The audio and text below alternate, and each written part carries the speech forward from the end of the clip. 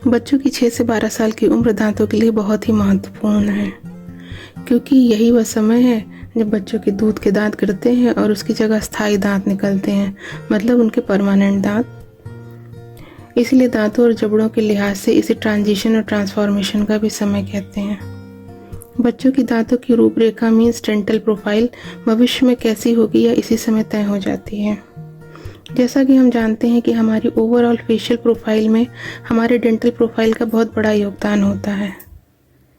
वैसे तो प्रत्येक व्यक्ति की डेंटल प्रोफाइल कैसी होगी या उसके जीन्स तय करते हैं, लेकिन जेनेटिक फैक्टर के अलावा कुछ बाहरी फैक्टर भी होते हैं जिनका अगर समय रहते ध्यान ना दिया गया तो आपकी डेंटल प्रोफाइल में ध्यान देने योग्य बदलाव देखे जा सकते हैं।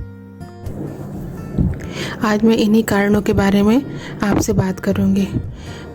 कुछ फैक्टर तो आदत से रिलेटेड है, जैसे कि दांतों को साफ़ सुथरा ना रखने की आदत, अंगूठा चूसने की आदत, दांतों को पीसने की आदत, मुंह से सांस लेने की आदत और बच्चों की दूध की बोतल को मुंह में लेकर सो जाने की आदत।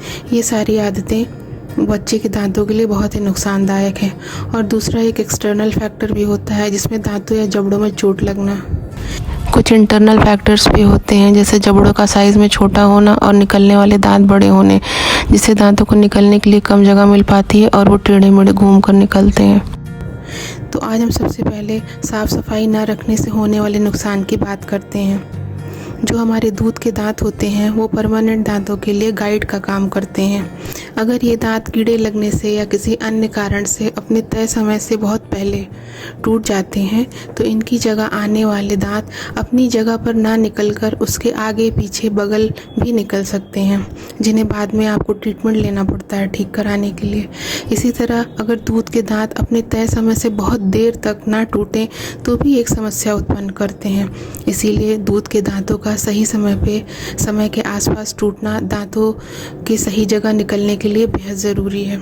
इससे दांतों का जो अलाइनमेंट होता है, जो एक रेखा में निकलने का जो सिस्टम होता है, वो सही रहता है। इसीलिए छोटे बच्चों को जब बॉटल फीडिंग कराते हैं तभी से हमको इसका ध्यान रखना चाहिए कि बोतल को मुंह में लेकर देर रात तक या रात भर सो जाना, या बच्चों को चुप कराने के लिए जो शहद या शुगर की चूसने वाली आती है उसको मुंह में डालकर रखना।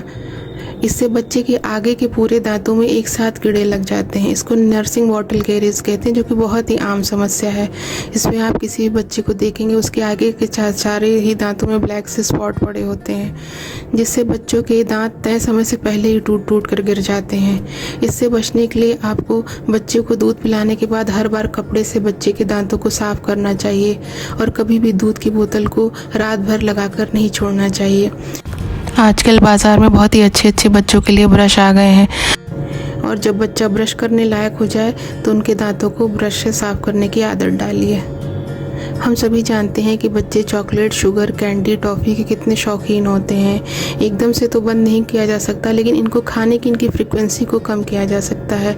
और बच्चों को हर बार शुगर, कैंडी या चॉकलेट खाने के बाद कुल्ला करने और पानी पीने की आदत आप ही को डालनी है, क्योंकि अगर ये शुगर दांतों पर चिपक गया और बहुत लंबे समय तक रह गया तो बैक्टीरिया यहीं पर एक्टिव होंगे और एसिड प्रोड्यूस करेंगे, जिससे दांत डैमेज होने लगे, और इसी को हम कैरीज या कीड़ा लगना कहते हैं। कभी कभी कुछ बच्चों के दूध के दांतों में सफ़ेद सफ़ेद छोटे या बड़े धब्बे दिखाई देते हैं, जिन्हें अगर आप किसी नुकीली चीज़ से छूते हैं तो वो काफ़ी सॉफ्ट से लगते हैं। इसका कारण ऊपरी इनेमल की परत का पतला होना होता है।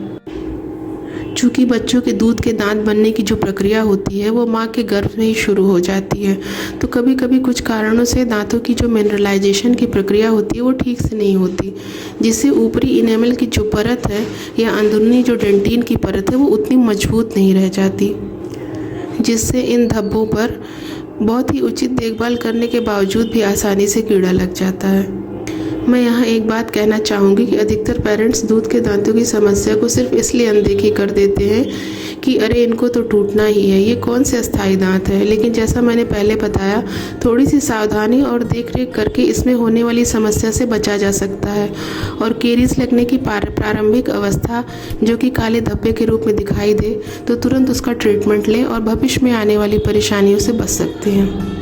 आज के लिए बस इतना ही। बाकी बचे हुए कारणों और फैक्टर्स के बारे में हम आगे की वीडियो में बात करेंगे। तब तक के लिए मैं यही कहूँगी कि इलाज कराने से बेहतर है कि सावधानी बरतें। Precaution is better than cure. Thank you.